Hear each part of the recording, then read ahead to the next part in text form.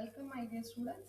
So, this is CBSE Maths 9th Standard Ganitha Manjari 4th lesson Algebraic Identities Exercise 4.2 Question number 1 and Subdivision 6. See the question 9 by 5 s square 6sv and 5v squares. So, 3 terms இருக்கு. எந்த ஃபார்மேட்டில் இருக்கு a square plus 2ab plus b square ஃபார்மேட்டில் இருக்குது. அப்போ நம்ம answer எந்த ஃபார்மேட்டில் கொடுக்கணும் அப்படின்னா a plus b the whole square. So இந்த 3 டேர்ம்ஸாக இருக்கிறது இந்த 2 டேர்ம்ஸாக நம்ம ரெடியூஸ் பண்ண போகிறோம். That is call factorise. நல்லா கவனிச்சுக்கோங்க. That is call factorise. அப்போது இங்கேருந்து இந்த ஃபார்மேட்டுக்கு கொண்டு வரதுக்கு பேர் என்னது? எக்ஸ்பான்ஷன். 2 டேர்ம்ஸ்லேருந்து 3 டேர்ம்ஸாக கொண்டு வரதுக்கு பேர் எக்ஸ்பான்ஷன். ஓகே, ஸோ இந்த மாதிரி ப்ராப்ளம்ஸ் நம்ம நிறையா பண்ணியிருக்கோம். இதில் 9 by 5 s square 6sv and 5v square. 9 வந்து perfect square number but not 5. இங்கே ஒரு 5 இருக்குது. ஓகேங்களா? S square v square. இப்போது 2 மெத்தட்ஸில் பண்ணலாம். இது ஒரு மெத்தட் என்னது அப்படின்னா 5ஆல் மல்டிப்ளை பண்ண போகிறோம், 5ஆல் டிவைடும் பண்ண போகிறோம். So what is that mean?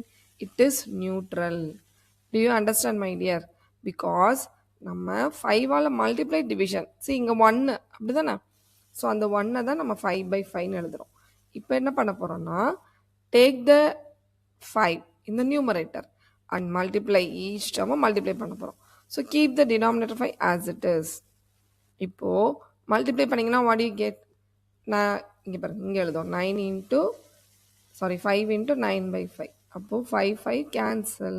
இப்போ நமக்கு என்ன மட்டும்தான் இருக்கும்? 9s square plus very good தென் 5 into 6 30sv ப்ளஸ் தென் 5 into தேர்ட் டேர்ம் என்ன வரணும்? 25v square.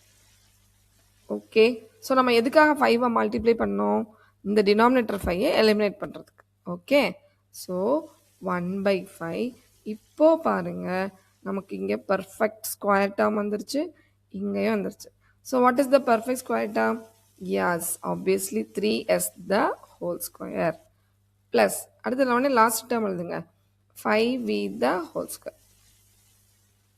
ஓகே, ஸோ நடுவில் 2 times a யாருமா 3s அண்ட் b யாரு 5v. மல்டிப்ளை பண்ணால் 30 வருதா? 3 2s are 6, 6 5s are 30s. Okay, yes. அப்போ ஆன்சர் என்ன எப்படி இருந்தணும்? 1 by 5 a plus b. So who is a? 3s and who is b? 5v the whole square. That's all. நம்ம ஆன்சரை factorise பண்ணியாச்சு. That's all, my dear students. How simple the problem. I hope you all enjoyed the problem. Thank you so much. Bye.